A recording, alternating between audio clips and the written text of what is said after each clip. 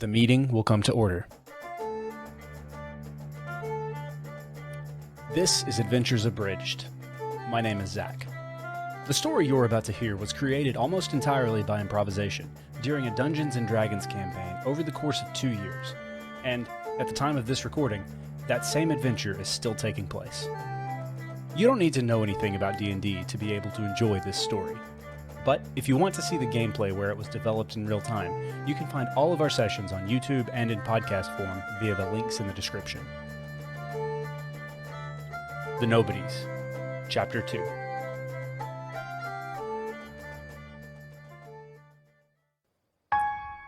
As the late afternoon sun gave a vague threat of the eventual dangers of night, the strangers stared in horror at the bustling city that had been reduced to rubble. Beached sea life of all sizes sat still on the ground, the strongest among them releasing their grip on life as they suffocated on a world strange and new to them. Corpses lay in puddles of seawater and gore, twisted and smashed in a gruesome display of the power of the sea. But no sight was more harrowing than the corpse of the gargantuan kraken, thought by most to be unkillable, casting a shadow over what remained of Evercrest. Those who weren't dead or injured were in disarray, shouting and following commands, digging through rubble, and dragging the wounded to the aid of the city's emergency healers, dressed in green robes. The four strangers wandered through the carnage, staying together for no logic they'd ever be able to reconcile. Drawn together, perhaps, by what might have been had they not awakened just in time, in that pile of corpses, to be put to rest. Eventually, from within an enclosed tent, they heard the kind of hurried whispers that curiosity dictates anyone with a pulse eavesdrop upon. They shimmied as close as they could, as quietly as they could, to the fabric of the tent. "This is the fall of Evercrest." "We've seen worse."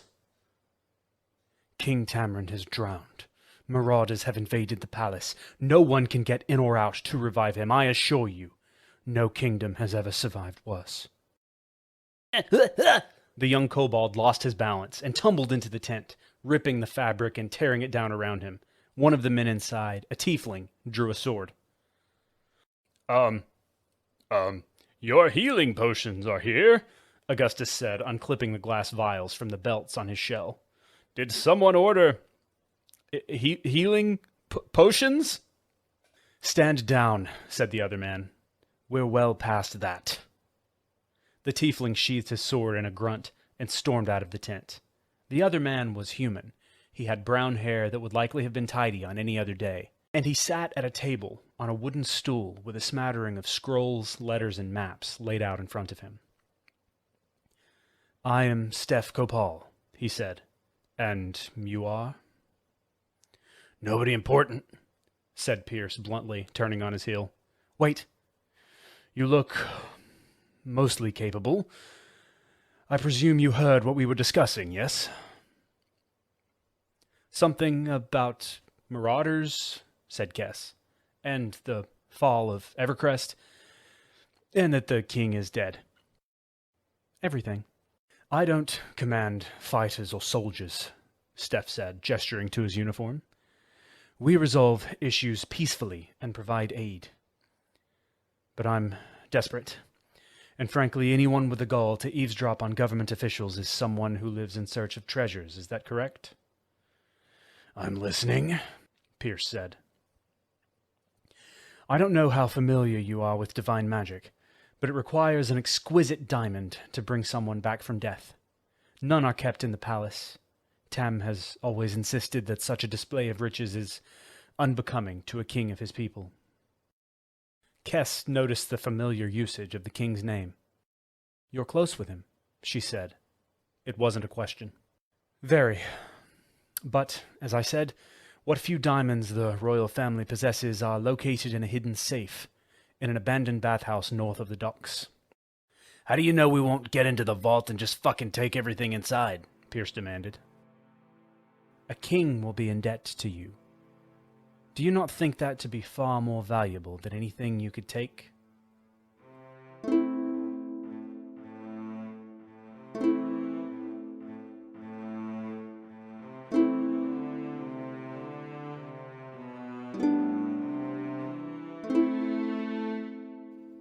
apartment, Augustus said woefully as they passed the destruction of a tenant building.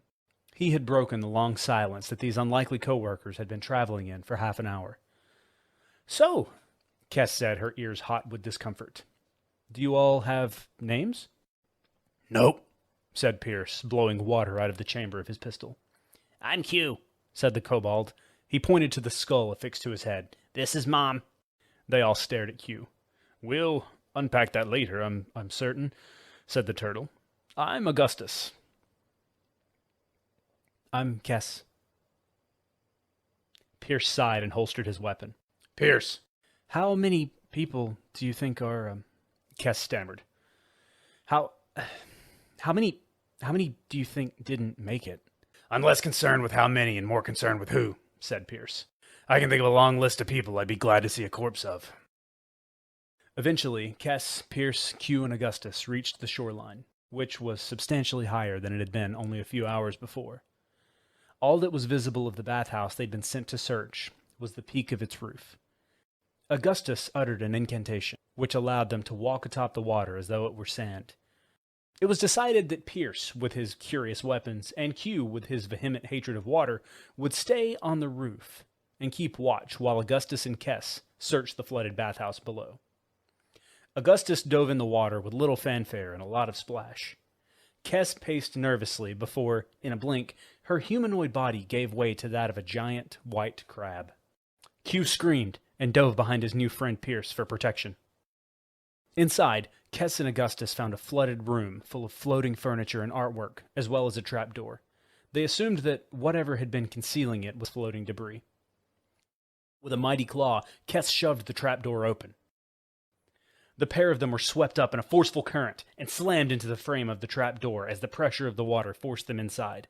They plummeted no fewer than 30 feet to the ground below. What do I do? What do I do?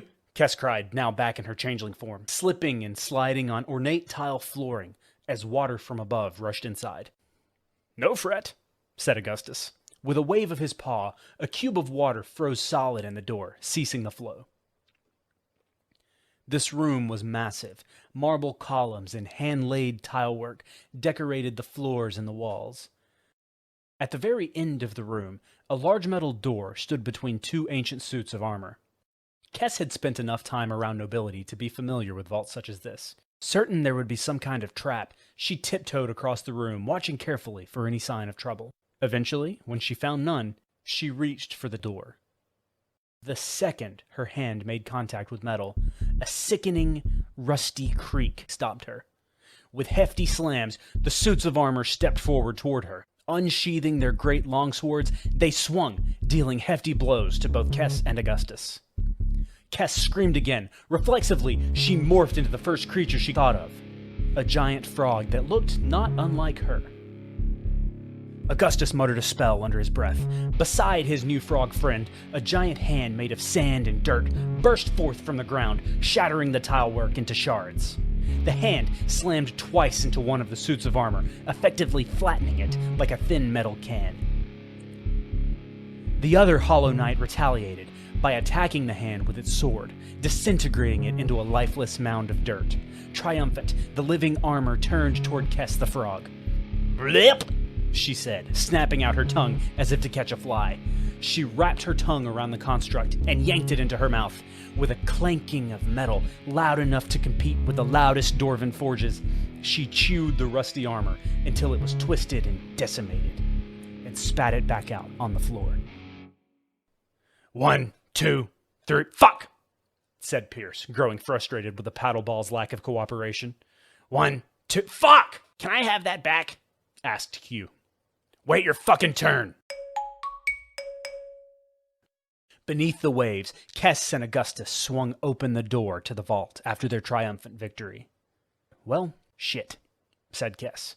The vault not only looked destroyed, but entirely cleaned out. The only things that seemed to remain were broken shelves and a couple of crystal goblets. After several minutes of searching, she and Augustus only managed to find a small pair of diamond earrings in the bottom of a crate. They could only hope it was enough.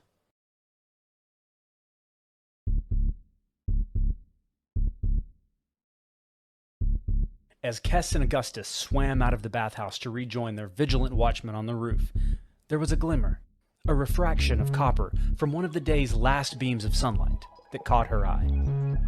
Bobbing off in the distance was a figure in the water, distinctly humanoid, but small, and wearing bulky undersea diving gear. As Kess turned to point this curious sight out to Augustus, she was walloped in the chest by something enormous and colorful. A giant seahorse thrashed to and fro, caught in a steel trap that had washed out to sea after the wave. Kess put a hand on the creature's side, calming it just enough to get close and pry it free of the trap. It frantically swam away, followed by a wispy trail of blood, before Kess could heal it. The corners of her vision blurred from a lack of oxygen. She didn't think she had enough energy to transform herself again. Before lurching upward to the surface, she looked back over her shoulder. The mysterious diver was nowhere to be seen.